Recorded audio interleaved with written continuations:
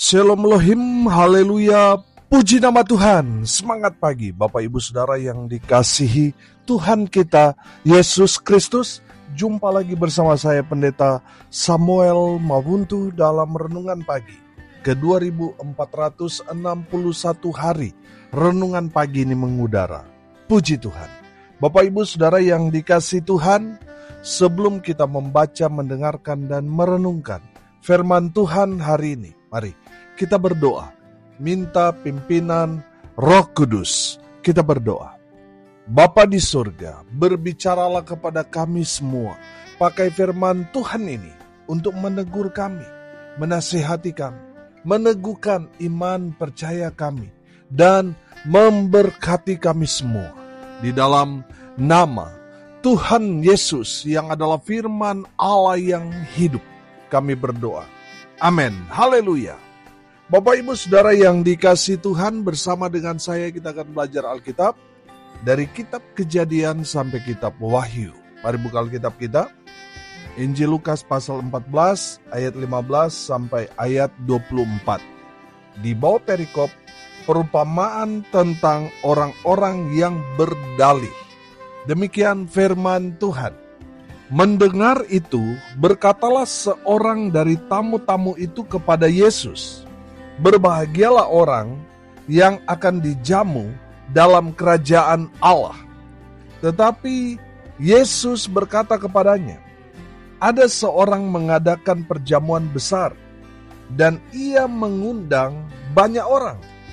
Menjelang perjamuan itu dimulai, ia menyuruh hambanya mengatakan kepada para undangan, 'Marilah, sebab segala sesuatu sudah siap.' Tetapi mereka bersama-sama meminta maaf. Yang pertama berkata kepadanya, 'Aku telah membeli ladang dan aku harus pergi melihatnya. Aku minta dimaafkan.' Yang lain berkata, 'Aku telah membeli 5 pasang lembu kebiri dan aku harus pergi mencobanya. Aku minta dimaafkan.' Yang lain lagi berkata, 'Aku baru kawin, dan karena itu aku tidak dapat datang.' Maka kembalilah hamba itu dan menyampaikan semuanya itu kepada tuannya. Lalu murkalah tuan rumah itu dan berkata kepada hambanya, 'Pergilah dengan segera ke segala jalan dan lorong kota, dan bawalah kemari orang-orang miskin, dan orang-orang cacat, dan orang-orang buta, dan orang-orang lumpuh.' Kemudian hamba itu melaporkan, 'Tuhan, apa yang Tuhan perintahkan itu sudah dilaksanakan, tetapi sekalipun demikian masih ada tempat.'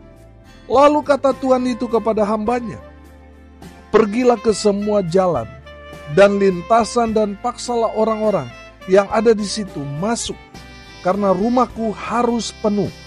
Sebab aku berkata kepadamu, tidak ada seorang pun dari orang-orang yang telah diundang itu akan menikmati jamuanku.'" Amin, firman Tuhan. Haleluya. Bapak Ibu Saudara yang dikasihi Tuhan, perumpamaan yang sama diceritakan di dalam Injil sinoptik yang lain, yaitu Injil Matius pasal 22 ayat 1 sampai ayat 10. Saudara perhatikan, yang membuat acara ini adalah raja.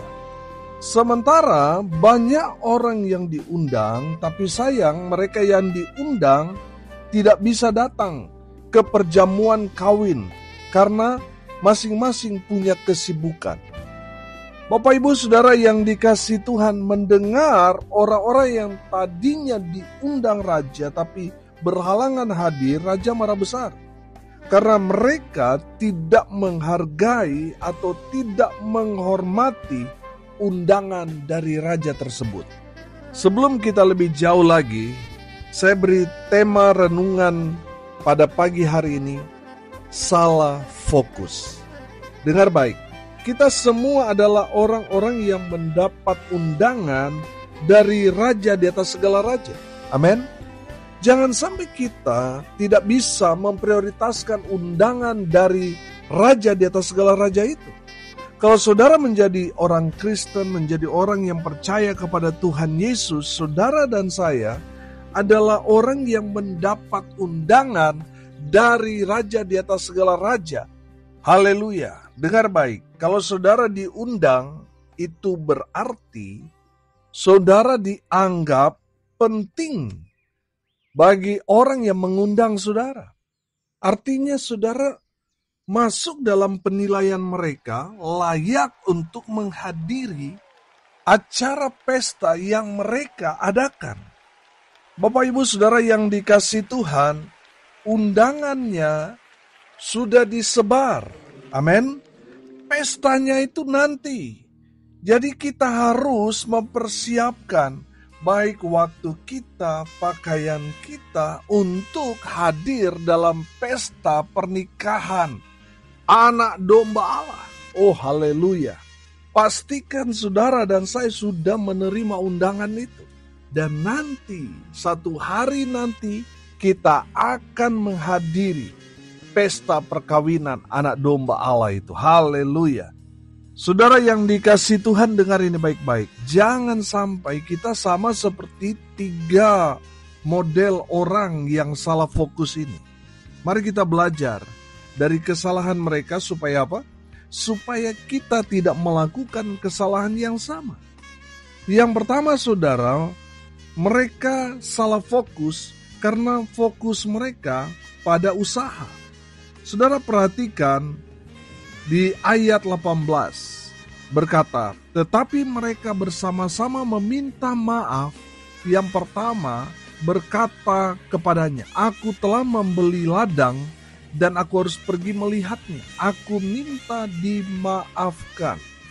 Bapak Ibu Saudara yang dikasihi Tuhan, saya menangkap di sini bahwa orang ini fokus pada usahanya. Dia mengabaikan undangan yang sangat penting, yang harusnya dia prioritaskan, yang harusnya dia datang di pesta itu. Tetapi dia fokus pada usahanya dan mengabaikan undangan dari raja.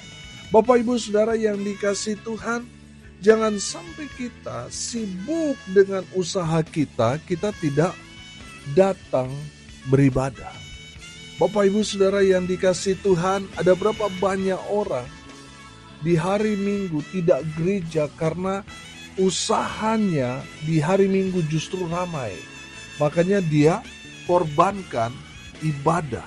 Bapak Ibu Saudara yang dikasihi Tuhan, saya mau bilang, kalau saudara lebih fokus pada usaha, saudara salah fokus.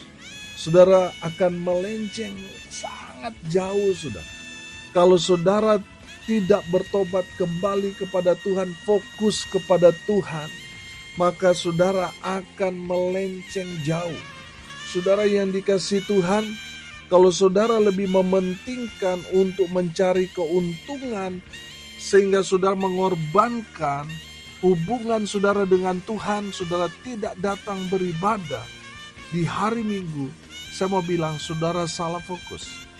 Bapak Ibu Saudara yang dikasihi Tuhan, seberapapun yang saudara dapatkan dalam usaha saudara, mungkin sudah berkata, oh Pak Pendeta, kalau hari Minggu, oh bisnis saya lancar, ramai, saya dapat keuntungan yang besar, nanti saya rajin persepuluhan dan sebagainya. Saudara yang dikasihi Tuhan, Tuhan tidak akan memberkati orang-orang model seperti itu. Orang-orang yang tidak mau bayar harga. Bapak Ibu Saudara yang dikasihi Tuhan, kalau saudara begitu sibuk dengan usaha saudara sampai saudara lupa untuk beribadah, saudara salah fokus.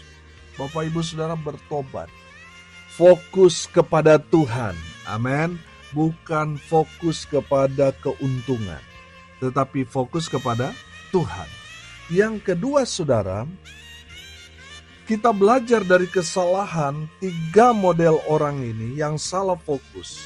Yang kedua, mereka fokus kepada pekerjaannya. Perhatikan ayat 19. Yang lain berkata, aku telah membeli 5 pasang lembu kebiri dan aku harus pergi mencobanya. Aku minta dimaafkan. Saudara yang dikasihi Tuhan, yang kedua, mereka salah fokus karena apa? Mereka fokus pada pekerjaannya. Bapak Ibu Saudara, banyak orang Kristen yang gila kerja sampai hari Minggu, sama seperti kesalahan yang pertama. mereka fokus pada usahanya. Yang kedua ini kan fokus pada pekerjaan. Gila kerja saudara, sampai lupa beribadah. Saya teringat di dalam kitab Yesaya pasal 1 di ayat 3, di sana firman Tuhan berkata, lembu mengenal pemiliknya, tetapi Israel tidak. Keledai mengenal palungan yang disediakan tuannya, tetapi umatku tidak memahaminya. Saudara yang dikasihi Tuhan, firman Tuhan ini sangat keras, menyinggung kita semua. Saudara perhatikan, lembu mengenal pemiliknya, tapi umatku tidak. Bapak ibu saudara yang dikasihi Tuhan, kalau saudara sibuk dengan pekerjaan sudah sampai saudara lupa beribadah, saudara sama seperti yang dimaksudkan Yesaya 1 ayat 3 itu. Saudara yang dikasihi Tuhan bertobat. Betul kita butuh uang, tetapi uang bukanlah segalanya. Saudara yang dikasihi Tuhan, fokuslah kepada Tuhan, bukan pada pekerjaan. Saudara dengar ini baik-baik, Tuhan kita itu Allah yang cemburu. Kalau kita yang tadinya belum mendapat pekerjaan, rajin beribadah, rajin berdoa, tapi setelah kita mendapatkan pekerjaan, kita melupakan Tuhan, Tuhan itu cemburu. Tuhan gak suka saudara jauh dari Tuhan hanya gara-gara pekerjaan. Saudara, kalau kita sudah begitu jauh meninggalkan Tuhan, pasti Tuhan akan izinkan kita dipecat di tempat kerja. Ada satu masalah yang membuat saudara ambil keputusan untuk berhenti bekerja. Saudara yang dikasihi Tuhan, bukan Tuhan punya rencana jahat buat saudara. Justru dengan masalah itu Tuhan mau menyelamatkan saudara, supaya saudara punya banyak waktu lagi untuk Tuhan. Amin.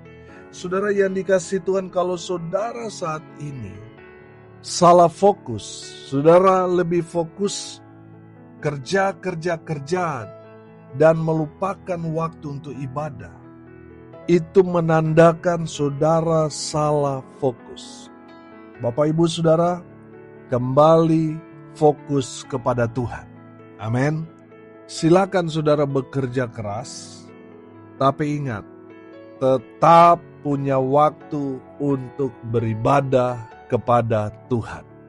Kalau saudara sibuk kerja sampai lupa waktu untuk beribadah, itu menandakan saudara salah fokus.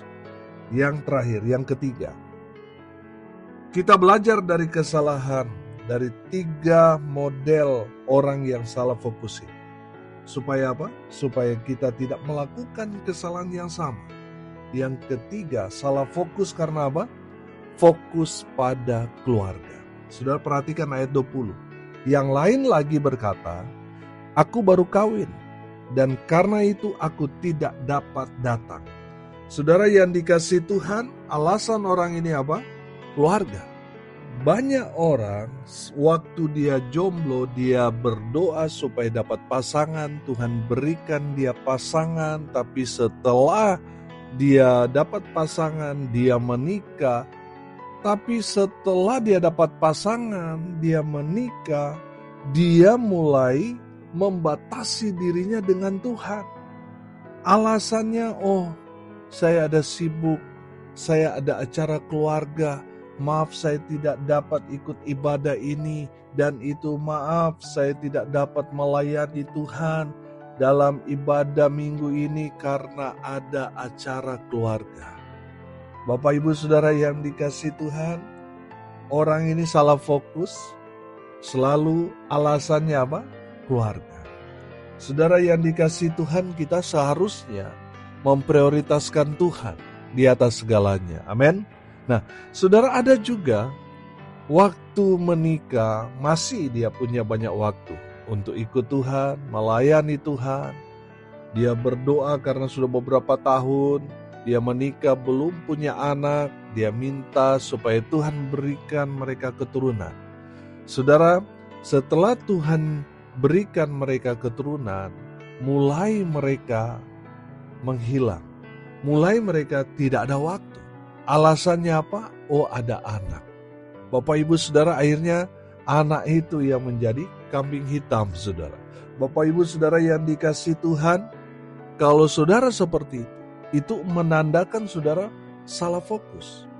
Bukankah yang saudara sudah dapatkan ini adalah pemberian Tuhan, berkat Tuhan?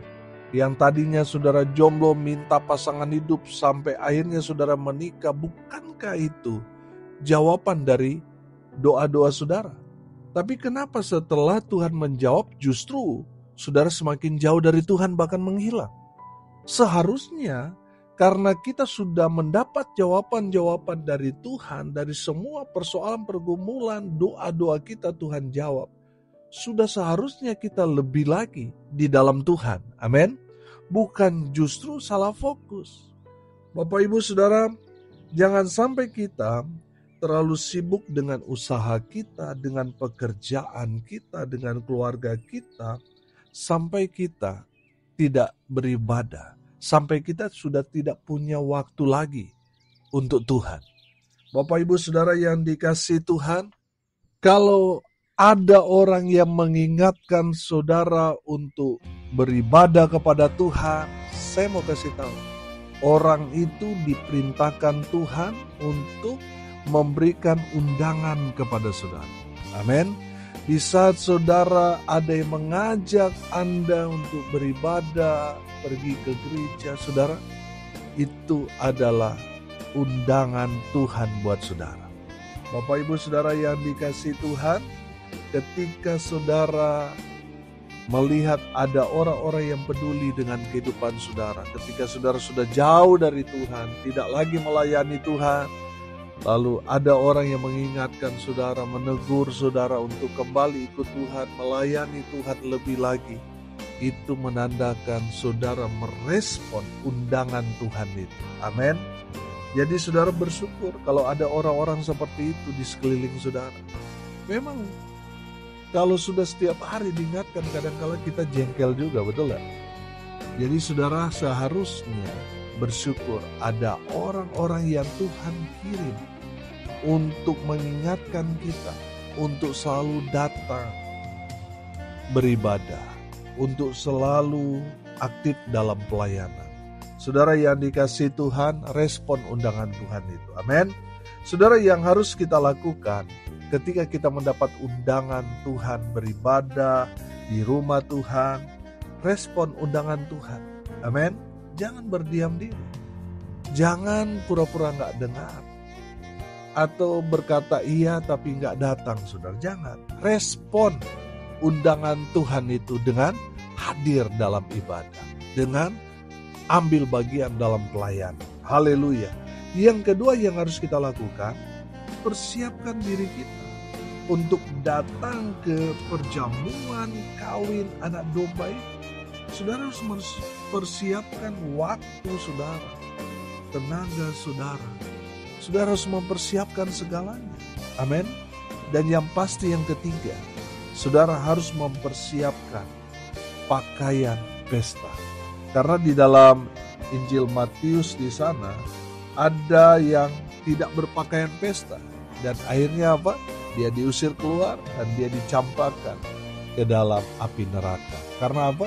Dia tidak menggunakan atau memakai pakaian pesta. Kalau bicara baju, itu bicara tentang kekudusan.